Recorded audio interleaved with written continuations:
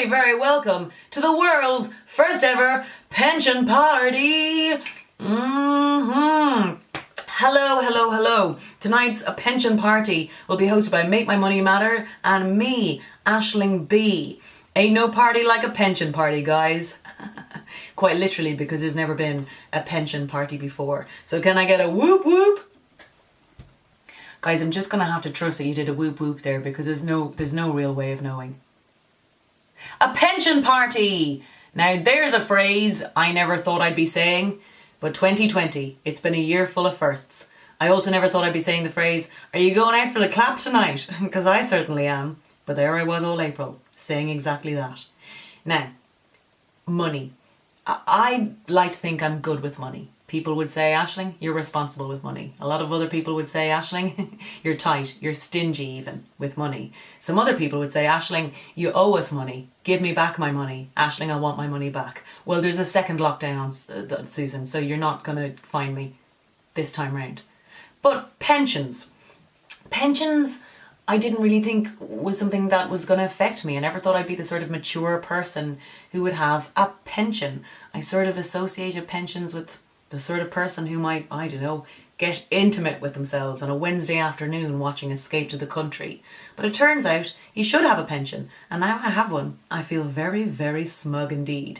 But actually having a pension that's doing good rather than doing harm is one of the best ways you can make an investment in the future of this planet and make a big change. Lots of people don't know that their pension is actually invested in butterfly farms and green energy. Lol, lots of people don't know that their pension is actually invested in things like guns and tobacco. You don't even know that that's where your pension money could be going. Guns and tobacco, guys. Fun if you're watching Narcos, not fun if you're living with narcos. And it's really hard to be smug about everything else you do in life, like holding the door open for people or using a metal straw, if it turns out that you're ploughing thousands of pounds into guns and tobacco, guys. And you're with your pension for years. So you should really invest in it the same way you would a romantic relationship. Don't rush into things. Check in on it every now and again to make sure it's going well. Make sure it's not involved with an arms dealer or weapons. I've made that mistake before. Not with my pension, but with my love life. So, I know the phrase pension party might not sound like fun. Maybe the only thing that sounds more boring than a pension party would be taxpayers bingo or something like that. But not only do we have music tonight, comedy, and some wise words from some amazing speakers, some of whom have written books and stuff, guys. So proper nerds. But no person this evening is going to be speaking for longer than 3 minutes, which is the exact same amount of time as old B here likes to make love. And that's also a lot of fun in 3 minutes. So please stay with us, join us. Our first speaker this evening, or thing we're going to see, is Sir David Attenborough. Actually, Sir David Attenborough. We're going to be watching an amazing, inspiring clip from his most recent Netflix movie, Life on Our Planet. The original title of that was Too Fast, Too Furious, when talking about climate change. But then he just kept it to A Life on Our Planet instead. It's all on Netflix, you can watch it. The living world is essentially solar powered. The Earth's plants capture 3 trillion kilowatt hours of solar energy each day. That's almost 20 times the energy we need just from sunlight. Imagine if we phased out fossil fuels and ran our world on the eternal energies of nature too. Sunlight, wind, water, and geothermal. It's crazy that our banks and our pensions are investing in fossil fuel, when these are the very things that are jeopardizing the future that we're saving for.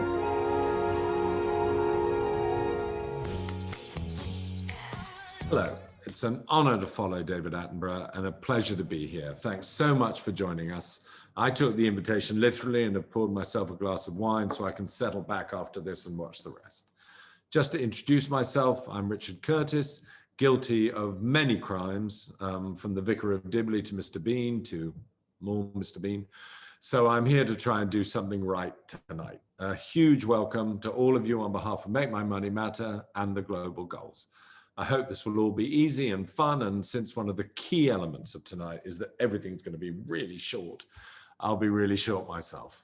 Here are my top 5 thoughts for the night. 1, I'm also sorry for certain bits of Bridget Jones too. 2, the revelation about the importance of pensions has been the big change in my mindset this year. As you may know, I started Comic Relief many years ago, which has made £1 billion, and then worked on Make Poverty History and the Live 8 concerts, which moved countries to redirect many more billions to the poorest countries. But the big mystery has always been, where are the trillions going to come from that are needed to really change the world? And it suddenly became clear to me that the answer is, it's invested money. It's the working of sustainable businesses that could be a totally key factor. There's £3.1 trillion in the UK pensions alone, 48 trillion around the world, and it's our money. So 3, that got me thinking that focusing on our pensions is the most important thing we can do. There are pensions and savings, and making sure that they're invested in sustainable businesses and a healthy planet could make the definitive difference. But the big question is, are we shooting ourselves in the foot, or is it feet, if we move into schemes that are only supporting the best ethical businesses?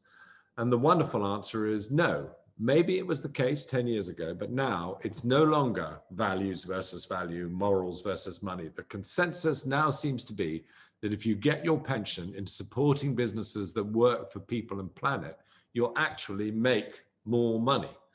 And you'll be collecting your pension in a world that makes sense, not a world on fire where a few extra quid wouldn't help you anyway.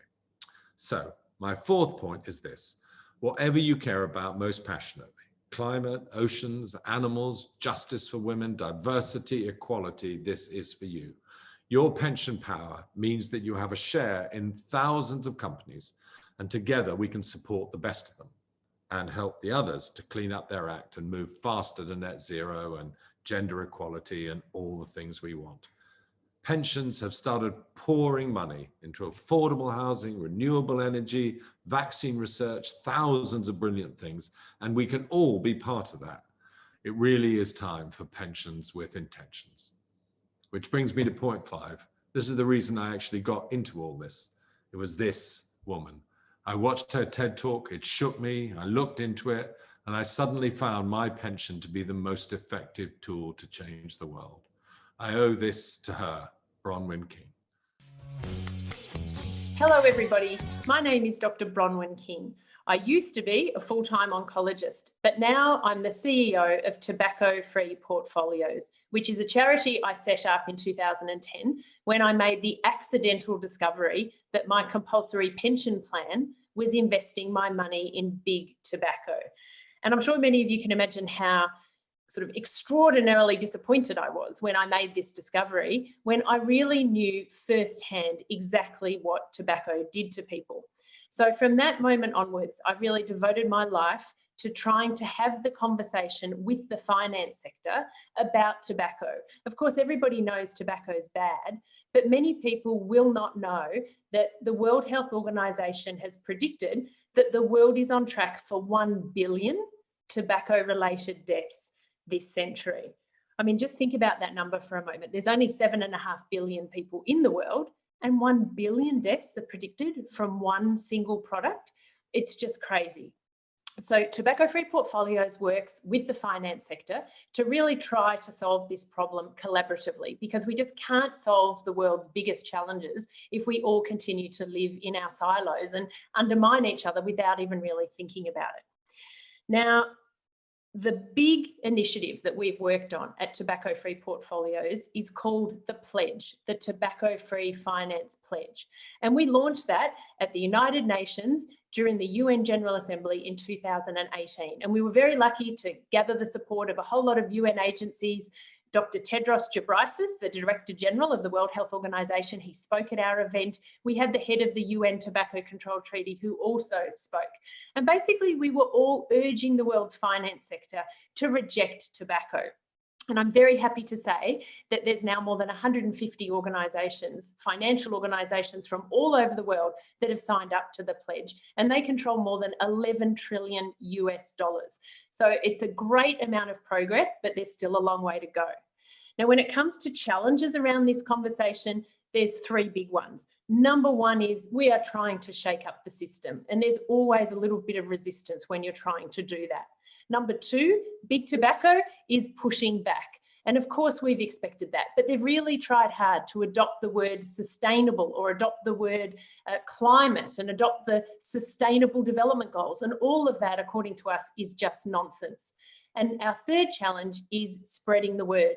Once people hear about tobacco free and have the conversation, there's nearly always action that follows. And so today, my message to you is, if you want a pension to be proud of, make sure it's tobacco free. Having a tobacco free pension is one of the easiest things that you can do to make sure the world is healthy, fair, and sustainable. And we're back. Thank you so much, Dr. Bronwyn King, for sharing your stories. It is so important to know where your pension is, guys. What's going on with it? As I always say, you wouldn't give money to your friend if they were just going to go down the shop and buy a load of cigarettes and then come round to your back garden and burn down all the trees in it. So maybe you use the same wisdom when you're thinking about who you're giving your money to. Now, next up, we have the amazing Guardian columnist and environmentalist and author, George Monbiot. All too often, environmentalists give a pretty gloomy picture of the world, and even quite a gloomy picture of the future world. They say, follow us and the world could be slightly less crap than it would otherwise be. But what we also need is a positive environmentalism, which paints a much more positive picture of the future. And rewilding, the mass restoration of ecosystems, is part of that positive environmentalism. It foresees a world which is richer and wilder than the world we live in today. It foresees a world in which degraded places on the land and at sea, which have lost many of their species, which have lost their rich ecosystems, can be brought back to life once more. And not only can this mass restoration, which is already happening in some parts of the world, not only can it help nature to recover, it can also draw down a lot of carbon dioxide from the atmosphere as trees grow back, as peat marshes reform, as salt marshes and mangroves and seagrass beds, they all lock up a lot of carbon which has already been released by people. And so in conjunction with leaving fossil fuels in the ground and decarbonising our economies, rewilding can help get us through the greatest crisis that humankind has ever faced. In fact, it's very hard to see how we can get through that crisis without drawing down some of the carbon that we've already released. That's a necessary part of our response if we're to escape more than 1.5 degrees or even 2 degrees of global heating. So by using money better, by taking it out of extractive industries, which are destroying the living world, destroying ecosystems, wiping out wildlife, and putting it instead into the mass restoration of nature, we can both save the living world and protect ourselves.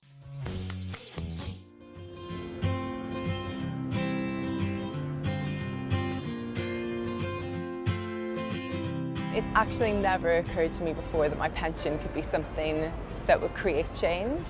That's the dream, yeah. Tell me about it. I would wonder why I hadn't been told about it already. It doesn't sound like it can or should work. I think most people don't know what their pension's investing in. It'd be good to know more about the companies that my pension is being invested in, whether they're doing good in the world. Who are they? Who are they run by? What are they doing? Where are they?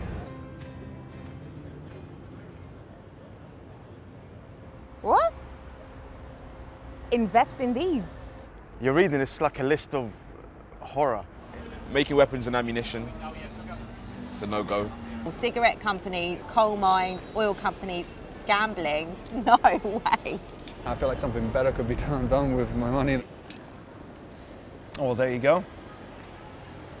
That is a stunning list of good things. If my pension went to these things, that would be a wonderful, wonderful thing. Social housing, infrastructure like schools and hospital. I would definitely want my money to be invested in building wind farms, tackling climate change. And companies that treat their workers well. This is my kind of list.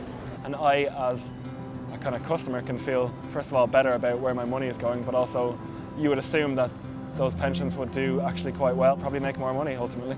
It would make me feel better in some small way that the things that I believe in, the things that I think are important and are important to me are being reflected in how my money is being used. I would probably go so far as to say I would increase my pension contributions. Yeah, I'm going to go make some calls when I leave here. Now I'm going to run back home and check. Understanding that the money could be working and obviously working to contribute to a better world. That's pretty amazing.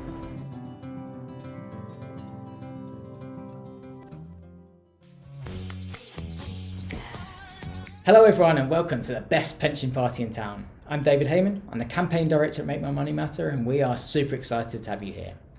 Now, our campaign is all about making sure people across the UK understand more about where their savings might be invested and helping them do more with their money. As you can imagine, it's this kind of chat which makes me the most popular guy at all the parties. Now look, you've heard already tonight about how that could mean avoiding certain companies which might make people feel uncomfortable. Yeah, that's you, Aisling. I think you might have been watching a little too much Narcos this lockdown. But look, we're also really keen to stress that UK pension holders invest in some of the best businesses across the world, and having a pension to be proud of can make sure that happens more and more and more every day. Your pension, yeah, yours, can be investing in brilliant things, from wind farms to affordable housing, from medical research to new, clean, green technologies which are creating real jobs across the UK. You can be part of the success of the best new companies. You can be investing in green cement, in companies that give schools high quality local food, in affordable healthcare, in recycling. The list of these companies changing the world is growing every day, and you can be part of funding their growth and their success, helping deliver the SDGs and looking after the planet, all the people on it, making money, changing lives for the better, the list goes on. And the extra superpower of our money is that we actually become shareholders and stakeholders in some of the biggest companies in the world.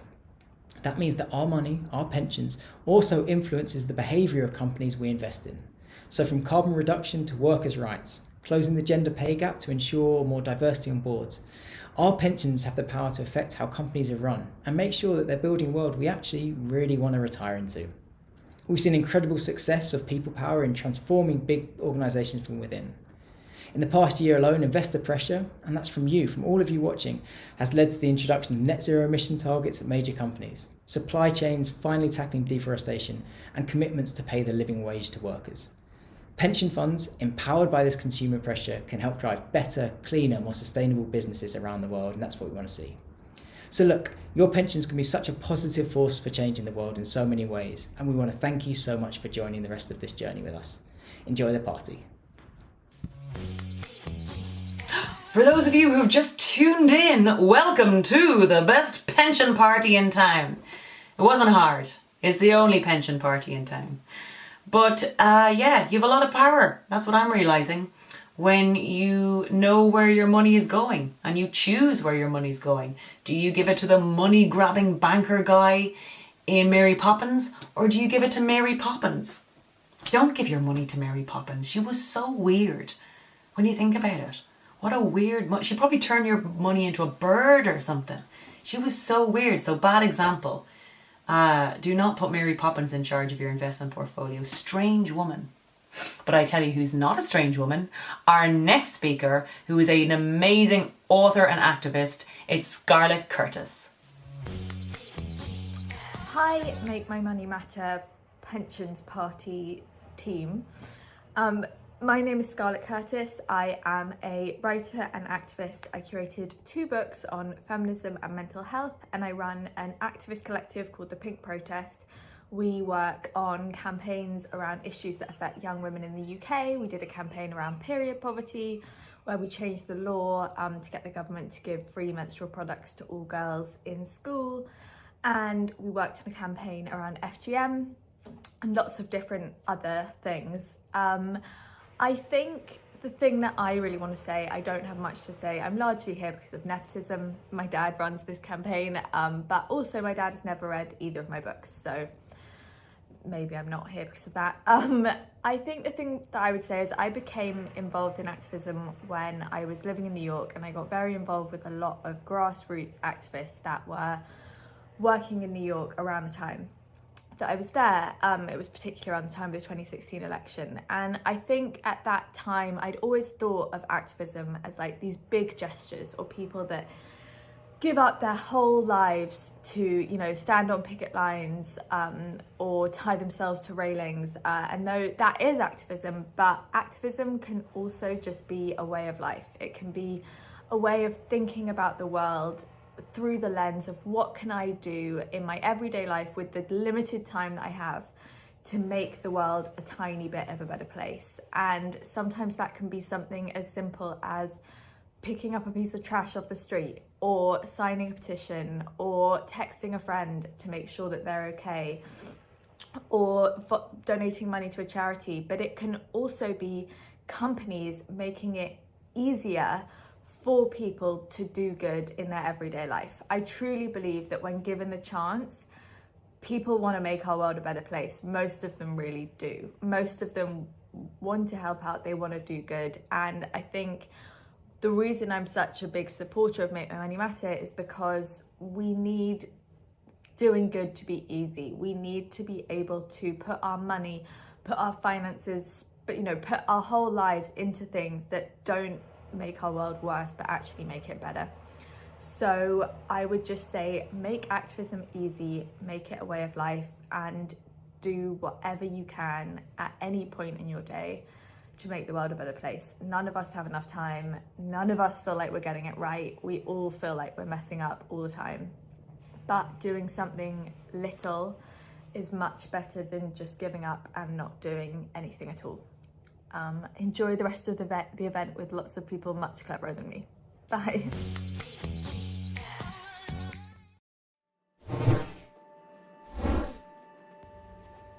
If we aren't careful, things will unravel fast. Huge changes in geography could put huge pressures on humanity. As usual, it all comes down to money.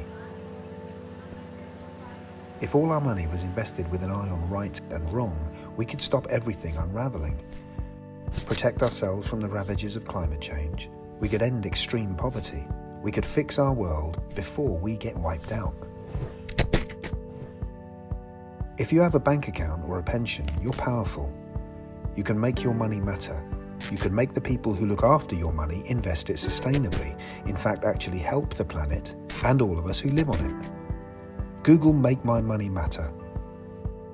It's incredibly important.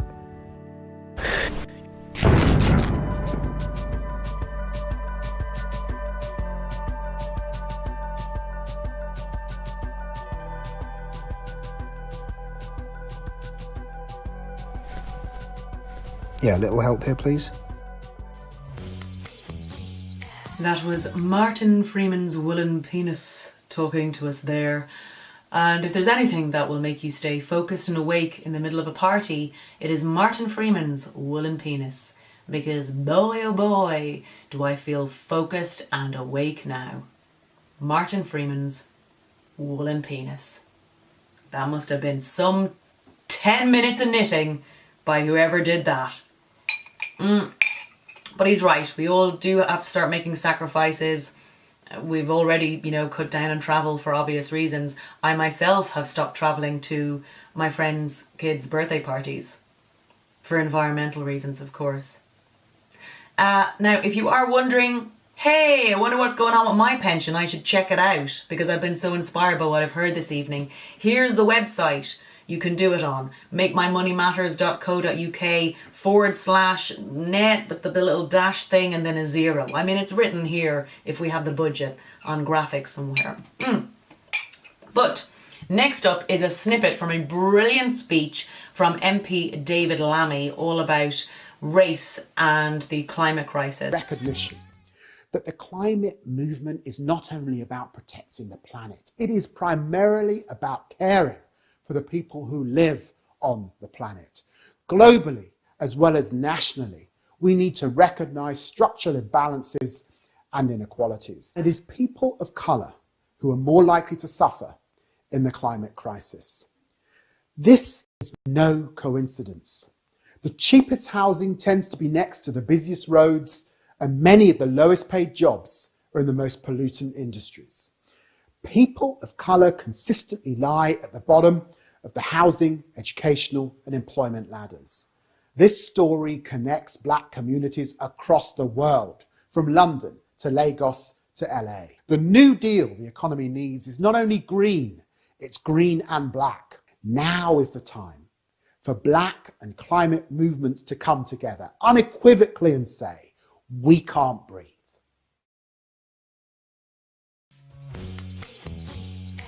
Now, just a reminder of why we're here this evening, guys. Not just non-stop lols with me. It's also to remind you about the power you have to make a great change in this world. There are £3 trillion in the UK pension pot. 3 trillion. That's an actual number. I'm not, just because of my accent, saying it wrong. 3 trillion. 3 actual trillion, guys. That's enough money to fund the NHS for 5 years, or to buy a one-bedroom flat in London. Oh, lol. Property jokes. We all love them. But yes, imagine if that £3 trillion was taken and invested in things like green energy, affordable housing, or companies who pay their workers a proper living wage. The power we would have if we made that change with our money, and you have that power. So please go to Make My Money Matter or makemoneymatter.co.uk and tell your friends. Every time I say the website, it's probably going to come out differently, but just know that it's written here on the graphics again. Now, who do we have up next? Yes, we have up next 2 amazing speakers. The first is Charlove from B Corp, who's going to be able to tell you how businesses can help transform our planet for the better. And she'll be followed by the wonderful Kenny Omiesi-Egbu, and he's going to be here to talk about his journey with sustainability. So I hope you enjoy. Thank you for this invitation to such a great party. I have to say, when I heard that there was a pension party happening, immediately I thought of this great quote from one of our B Corps here in the UK, Toast Ale. And they like to say, if you're going to save the world, then you better throw a better party of the people who are trying to destroy it. And I really think that those are some wise words. And it made me think, well, what makes a good party? And definitely music is a key part of that, which is why I want to share a little bit about B Corp's story with you all by way of the medium of a playlist. So stick with me here. I'm going to kind of try and break this down into a series of songs, starting with Good Vibrations by Marky Mark and the Funky Bunch. And the reason why I want to start there is because actually that's how I feel about the B Corp movement. I feel it's full of good vibrations in the market. Now, for those of you who aren't familiar with what a B Corp is, B Corps are for-profit businesses that are certified by B Lab. And together, they come together as a community of people who are really using and committed to the idea that business can be a force for good. Now, the next song on my playlist is Let's Get This Party Started in Here by the Black Eyed Peas. And the reason why I want to share that is because this party actually did start flashback into the 2000s when a group of entrepreneurs who had built and scaled a business that was full of deep value and purpose met their time of exit. And they were forced to sell their business to those that had the highest offers or the highest bidders. And they went through that experience and they realized that they didn't want any other business leader or entrepreneur to be ever faced with that same situation, which is why they kind of started the B Corp party and B Corp movement. Now, my next song for you is Little Justin Timberlake, Can't Stop the Feeling. This is a fave for us here in the UK at B Lab UK, and I will admit we may or may not have done some flash mobbing to this song at various events we've had over the years. But this, can't stop the feeling is about the growth of the movement, because really what's happening is we're seeing so many more businesses wanting to join this movement and certifying. We have now over 3,600 companies, which will include some names you know well, companies like Patagonia, Ella's Kitchen, Cook Food, Ben & Jerry's. But I also would like to sprinkle in a little bit of Daft Punk around the world, because it's also growing geographically. We literally have B Corps around the world in regions and doing incredible work. Now, my next song for you here is Step by Step by New Kids on the Block, because how can you join this party? Well, if you're working with a business, the idea you can do is take the step of going on to the B Impact Assessment. Now, this is a free online tool, and what it's designed to do is help you understand your performance as an organization in terms of both how you operate as a business, thinking about your governance, how you treat your workers, how you engage with your community, and how you're taking into consideration the environment, but also what you're in the business of doing. In other words, your impact business model. So that's the first step. The second step is to actually go in and change your articles as a business. And this is about making it absolutely explicit that the director's duties, those that are on the board of your company, must be to equally consider shareholders and stakeholders. My next song for you is from Snap, and it's called The Power. And although the original lyrics are, I've got the power, I'm gonna just sort of suggest a slight tweak, because actually it's, we've got the power. So this isn't just about what you're doing as an individual business. This is really about the power of the community. It's about collective action. So for example, we have 800 B Corps that have made a commitment to become net zero by 2030. But what's really important here is how they're coming together to help each other reach that target through action parties, with working groups on specific business models or specific challenges that they're facing, and generating tools that can be shared and amplified to others that want to join this journey. Now I'm going to change the tone a little bit with a little bit of a final countdown, because I think we always have to remember that in this world right now that we're living in, we are facing some epic challenges. There are a series of emergencies we're all experiencing at the same time: the pandemic, the climate emergency, growing inequality and injustices, which is all the more reason for us to come together, as would be said by the Beatles, because this is a moment that really matters. Business matters, your money matters, what you buy, where you work, and really importantly, how you save. So imagine the power we all have when we come together, pooling this money together. And I want to end with a very special song to me by Mick Jagger, and it's She's a Rainbow. Now, some people don't know that Mick Jagger actually trained as an accountant, and I do believe accountants can save the world. But I think it's really important for us all to feel the rainbows of emotions that are out there in the world right now, to feel it and recognize it, and also to recognize that there are many, many actions that we can all take.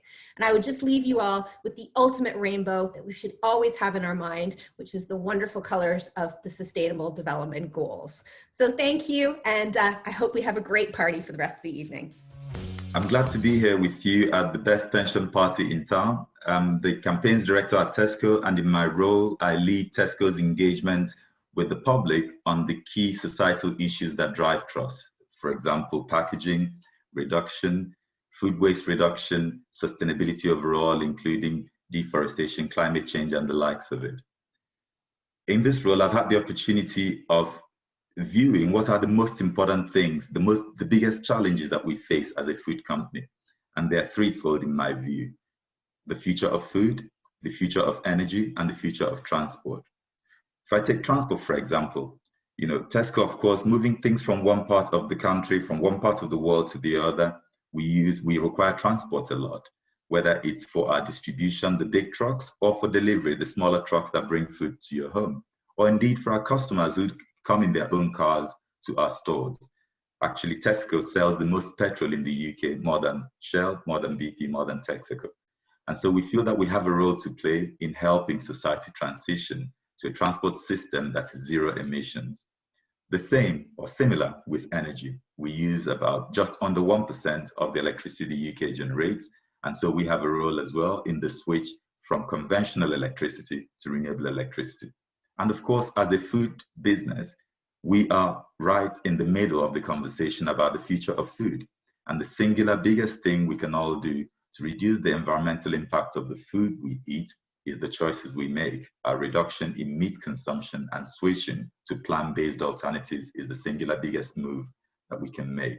These are real challenging issues, but there's a lot of hope. There's a lot of exciting initiatives, and I'm proud that I work in a company that's interested in making its contribution to this. As citizens, there's more we can do beyond what our job enables us to do. And in my head, there are 4 main areas that we can help. The energy we use at home, we can now switch to renewable electricity and in most cases save money. The cars we drive, if you have to drive a car, it helps if you can make it electric. The food we eat, I've talked about already, which is to switch to or reduce your consumption of animal-based proteins. And of course, the 4th, what your money does for you, whether it's your ISA, your pensions, or any savings that you have, engaging with your fund manager, your company pension, or your private pension, to make sure that a proportion of it actually is spent on ethical and sustainable initiatives, investments that drive the future we want to see. These are the 4 areas I think that individuals can make a difference. And I don't think that they are that disruptive. They are easy. And in many cases, you get to save money in the process as well. That's all I had. And I wanted to thank you for having me. Enjoy the rest of the party. This could be the most important minute of your day. We have been through difficult times and face big problems ahead. But every crisis contains both danger and opportunity. You can play your part. Right now. Right now. Please close your eyes. Imagine the better future we could have. Imagine that future. What does it look like for you? For the people you love. How do we lift each other up and make it fair? How do we protect nature and save our shared home? Picture that future you want. Now open your eyes. It's time to talk about the future we want.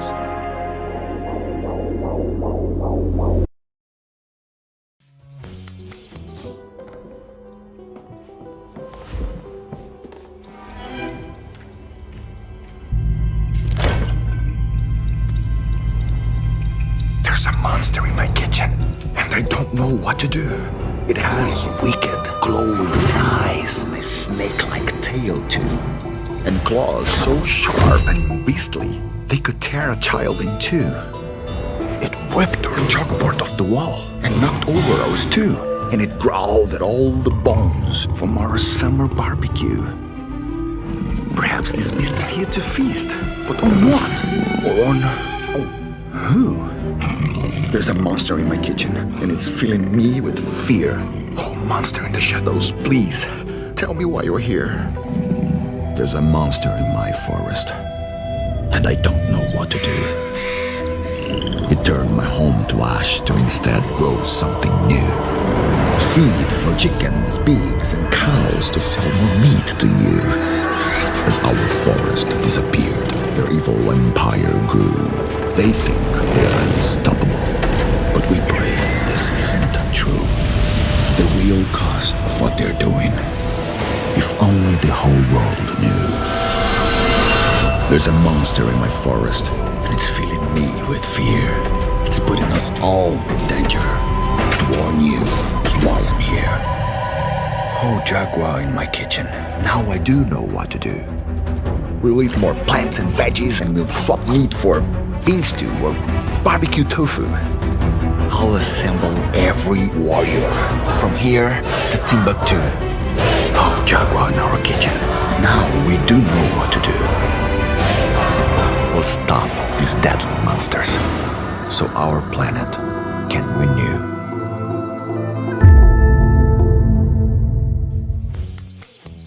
Another very strong film, and yes, I said film, I'm Irish, film by Greenpeace there. Now, being ecologically minded is so important, we all know that. I'm a big fan of recycling. Sometimes I even just buy new stuff just to recycle it, because I just love recycling so much. Sometimes I even recycle old jokes.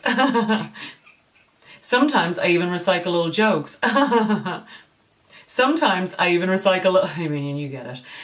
Now, next up, we have the actual mayor of actual London town, Sadiq Khan. But if Sadiq Khan's here, then who's driving the tubes? And he is going to be followed by the wonderful Trisha Duffy, who's going to share her inspiring story about how she found out she could change the world just by working out how her money mattered. Please enjoy. I'm pleased to be able to record this message in support of Make My Money Matter and their fantastic campaigning. Climate change is by far the biggest threat we face today.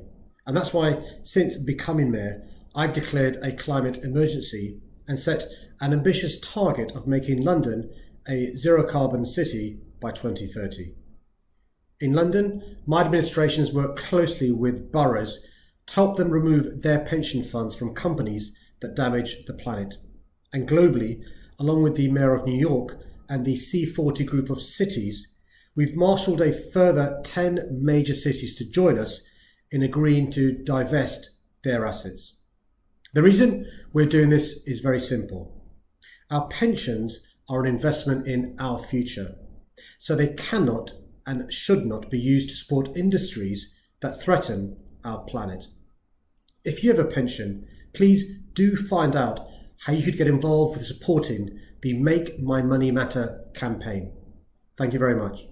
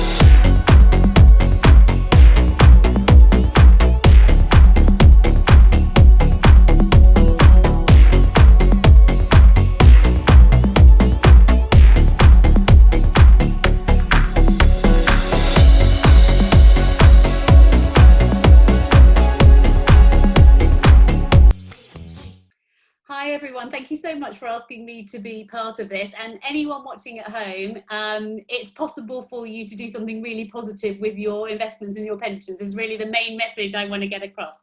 So my story with this starts a few years ago, about 5 years ago, when I was very, very fortunate to be recruited to help Albert, which is the sustainability project for the television industry, with their strategy. And I'm still to this day the strategy advisor to Albert, which I'm very, very privileged to do. And in Albert, we look at all the ways we can support the industry as a whole to reduce its emissions and its waste, and to have a positive impact and inspire sustainable living on screen as well. And in the course of that work, I remember about 3 years ago, it must have been now, I saw Christiana Figueres talk about all of the things that you can do as an individual to reduce your impacts. And one of the things that she mentioned, along with, you know, switching off your tumble dryer and eating less meat, was if you really want to do something difficult, she said, you can look at how your pensions work for you and explore divesting out of fossil fuels. So that's where I got the initial sort of thought about this. And so I started to just do a little bit of anecdotal research, really, with finance directors and pension trustees in our industry, to ask them how difficult it would be to do that. And really the feedback I got was pensions are an individual choice, Trisha. It's not something that's that easy to do. So actually I put it in the too hard bucket, and we were pursuing so many other options at that time and so many other areas for change that we decided to leave it to one side. But I did have a little bit of a kind of a bee in my bonnet about it myself. So I contacted a financial advisor and I said, I want to divest my pensions. I want my pensions out of fossil fuels specifically. He said to me, you're already in the ethical fund. I said, no, you don't understand. I don't want it in the ethical fund. I want something more than just tobacco and arms. I want it out of fossil fuels specifically. So it took a long time. It was very, very complicated. I have a bunch of pension pots from various different employers over the time, over my career. But in the end, we managed to do it. And anecdotally, I can tell you that my husband did not divest his pension like I did. And when the pandemic hit, my pension has continued to make money and his lost for a while there. So, you know, you can draw your own conclusions from that very unscientific data point. But as far as the TV industry is concerned, the very exciting thing is that we are now working together to try and see whether we can build a industry movement to try and get other organisations to move. And some have already converted, I know, and have made the pledge. So it's a phenomenally exciting initiative, and I'm very, very proud to have been part of this journey. Thank you, Trisha. And it's true, if you have a pension, you have power. Now, next up, we're going to be talking to two of my people. And by my people, I mean the youths, the young people, the cool kids, the kids who are making waves online, the youths. That's me, guys. So here to talk to us are the wonderful Alice Tapper, who's going to be talking to us about finance, and then Besnama Wayeb, who's going to be talking to us about fast fashion. Fast fashion, woo! It's so fast, it's blown away! Bye, fast fashion! Hi everyone, I hope you're enjoying the pension party. My name is Alice Tapper. I'm the author and founder of Go Fund Yourself, and I'm also a campaigner. And today I'm going to be talking a bit about financial literacy and what that means for sustainable pensions. Money isn't everything, not having it is. And whoever said money can't solve your problems must not have had enough money to solve them. The questionable financial wisdom of Kanye West and Ariana Grande. Money touches just about every aspect of life. So it's unsurprising that how we spend, earn, and think about it are major themes in music and pop culture more broadly. Money matters, and it always has. To quote Oscar Wilde, "When I was young, I thought that money was the most important thing in life. Now that I'm old, I know that it is." But aside from picking up the sometimes dubious financial wisdom of our favourite hip-hop artists, how should we really learn about it and get to understand how to make good financial decisions? Maybe you were lucky enough to have parents who taught you the basics, but most don't. As it stands, financial literacy is unfortunately a privilege we have to be lucky enough to inherit. But this isn't just an education problem, it's a social issue too. The research is clear. Financial literacy not only makes us better savers and less likely to fall into problem debt, but financial illiteracy can also account for a significant proportion of wealth inequality in society. And the impact of the financial education gap doesn't stop there. This isn't just about adulting or knowing that being on the electoral roll is the quickest way to improve your credit score. True fact. This is an issue quite literally of global importance. If we don't understand this stuff, and let's remember many aren't aware that pensions are even an investment, then we're not equipped to make decisions about this stuff either. So someone makes those choices for you. And in the context of pensions, that can often mean a choice that isn't in the best interests of you, society, or the planet. Financial education in schools, great, but that really is just the start. We need employers, regulators, pension providers, and financial services as a whole to want to empower and equip their customers to make better choices. That's how we're really going to make money matter. The best pension party in town, thank you so much for asking me to share this message, and everyone, I hope you enjoy the rest of the evening. Hi, I'm Vespa Wabe. I write the sustainable fashion and lifestyle blog Curiously Conscious. Yeah, I think there's systems that we are part of, like banking, like insurance, pensions, obviously, just aren't something we question about in terms of sustainability. I started writing in 2014 and I was really more concerned around the products that I was purchasing and bringing into my home, and specifically at the time it was food. What food am I putting into my body? What nutrition is it giving me? But also, what effect is it having on the environment when it is grown? What happens getting it from field to fork to my plate? What happens, you know, with the waste, and where does that go when we put it in the bin or composting, or looking at just different ways of approaching food with a bit more respect and understanding the impact that it has. That took me into other topics, you know, looking at beauty products, looking at fashion, and my wardrobe and fashion is still the main topic that I discussed today.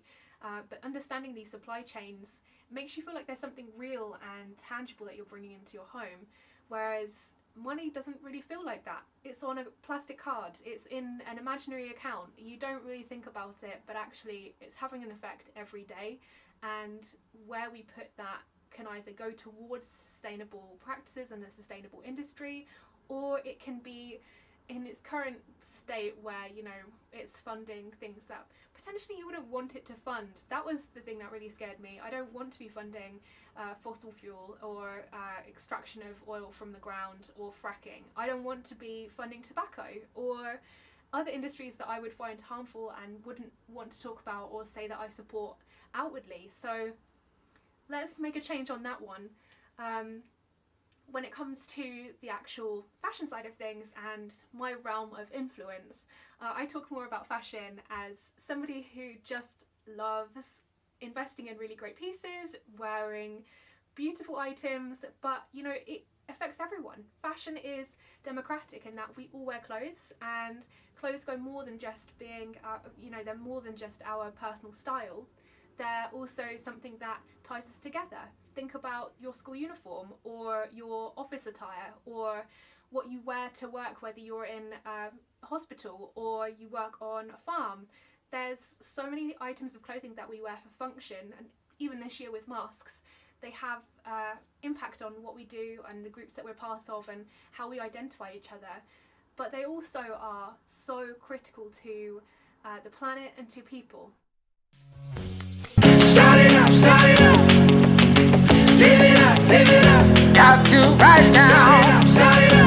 Come on, baby. Live it up, live it up. Hey, hey, hey. Do your thing. Just do your thing. Do your thing. Do your thing. God is you. Take you higher. Hey, do your thing. Hey, just do your thing. You got to do your thing. Watch out now, do your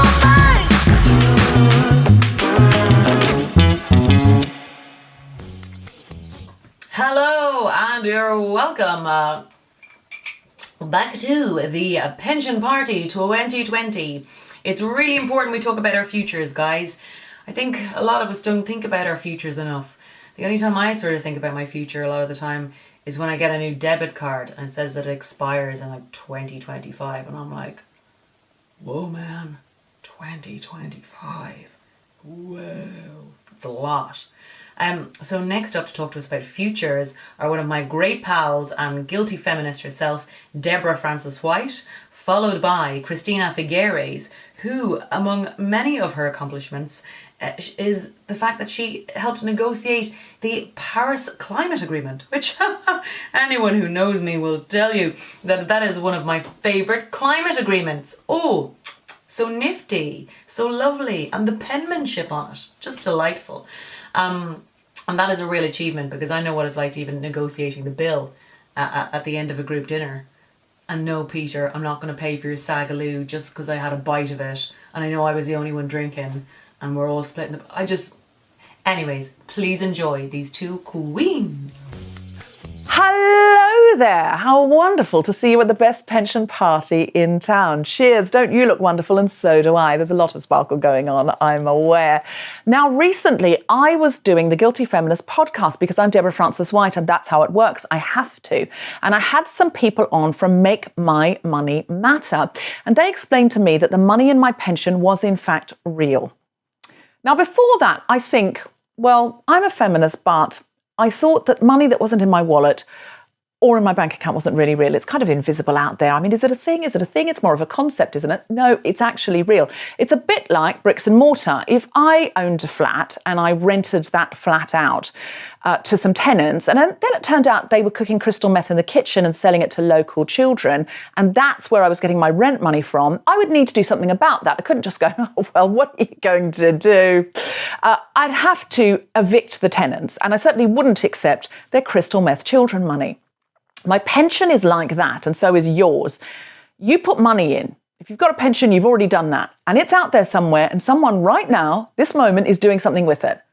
Now, I'm a feminist, but I love a party frock for a Friday night. And years ago, I might have bought one that cost £7.50, and that is called fast fashion. And I learnt that was very bad for vulnerable women. And if I'm a feminist, I don't want to do that. So I stopped doing that.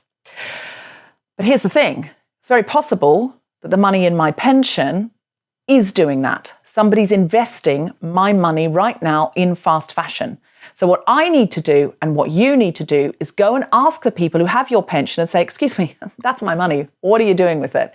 Because if you're investing it in things that are bad for women, bad for the environment, and then giving that back to me with profit when I'm old, I don't want that.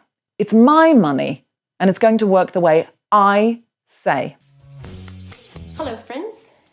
I am certain that by now we have all understood the simple but very powerful truth that where finance goes today, so goes the world tomorrow.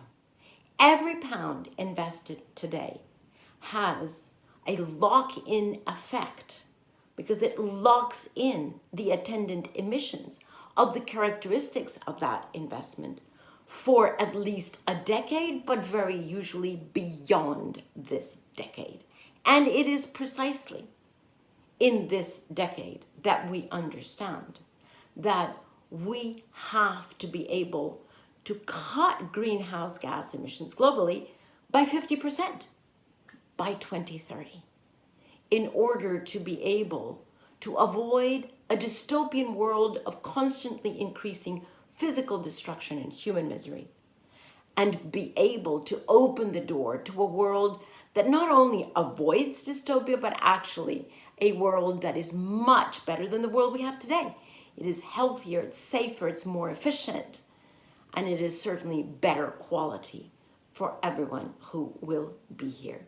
The decisive decade has never been as clear to us as at this moment. That is why it is so critical that you be active and intentional about your investments. Any savings could either be contributing to the dystopian world at a high risk of losing the value of your savings, of contributing to unprecedented economic stress, and certainly of accelerating unimaginable human pain and suffering. Or if you ask your asset managers to be responsible about where they invest your savings, then you can reap a double benefit.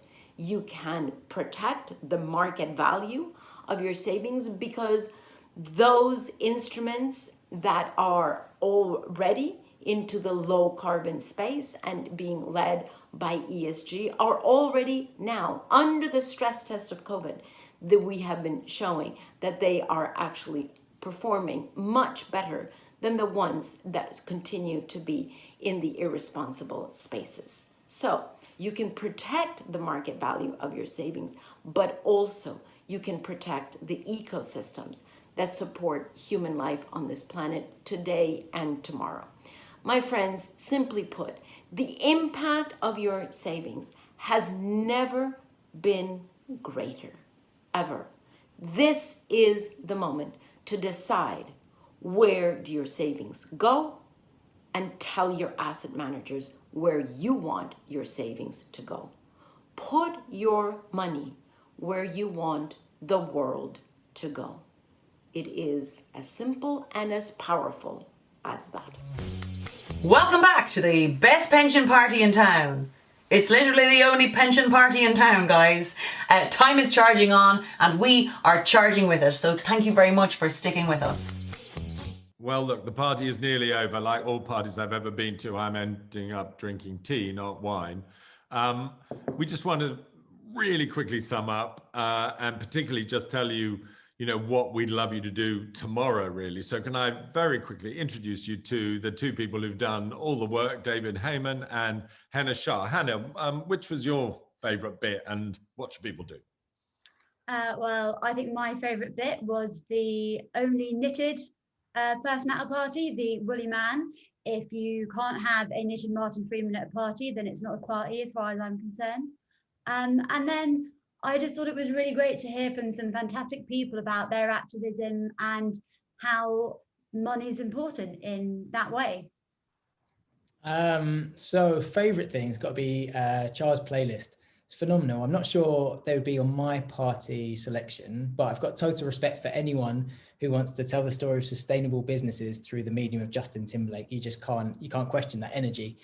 But on a serious note, I think building off what Hannah said, it was so interesting to hear so many brilliant speakers talk about how influential our money can be. And that's from food to fossil fuels to fashion. Our money isn't just sat in bank vaults in Switzerland, slowly accruing interest. It's actually building the world around us for better and for worse. And it can lead to some big contradictions, which we've seen tonight. Contradictions between people doing brilliant things with their day-to-day lives, but undermined by their money. And be that vegans investing in factory farming, you've got peace campaigners investing in arms, XR members who we speak to day in, day out, who are shocked to find out that their pensions are actually going to some of the worst polluting fossil fuel companies.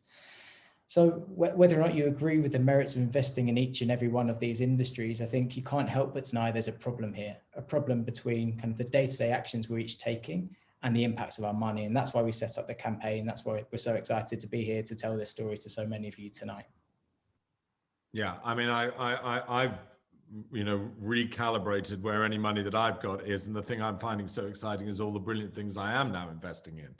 I really, there are so many good, exciting businesses that actually need more money. That's been one of the thrills of the campaign, learning about affordable housing and all of those things that, our money is going into. Hannah, we've been at this now for a year. What's been your highlight? Oh, too many to count, Richard. But I think my favourite was probably being on the Guilty Feminist podcast a few weeks ago with my hero, Deborah Frances-White, who was also amazing at the party. And actually, the great thing that came out of that was a number of women who've been writing to me since saying, "Hi, I heard you on the podcast. I'm such a fan. I've changed my pension now because I've realised the power that my money has." And that's just made me really happy. Awesome. So after that, Hannah has become known as the influencer on our team because she's inundated with these emails, which none of us else get. I think for me, the most exciting thing is just seeing real change happen. Hannah's talked through the individual change that we've seen, but with big businesses and big NGOs coming out and supporting the campaign, committing to make their money matter and aligning their corporate pension schemes with their values has been great. So you've seen BAFTA, WWF, Oxfam, Save the Children, BNP Paribas, big organisations coming out and committing to join the campaign to align their pensions with their values. We've also had two of the biggest pension providers in the UK, Nest and Aviva, commit to net zero targets. We've had BT's corporate pension scheme, the biggest corporate pension provider in the UK, come out, commit to net zero. So we're seeing real tangible change for millions of people around the UK, and that's super exciting for all of us here. I mean, that's so brilliant. So like to sum up the end of the party, as it were, the party gift, but the opposite, what we would like the gift of the party to be. Can you guys just tell me, what would you like people who've watched this, being convinced, are interested to do, as it were, tomorrow or this month? Yeah, well look, by COP26, which can be held in Glasgow next year, a year from now, we want all pensions to be committed to net zero. And for that to happen, we need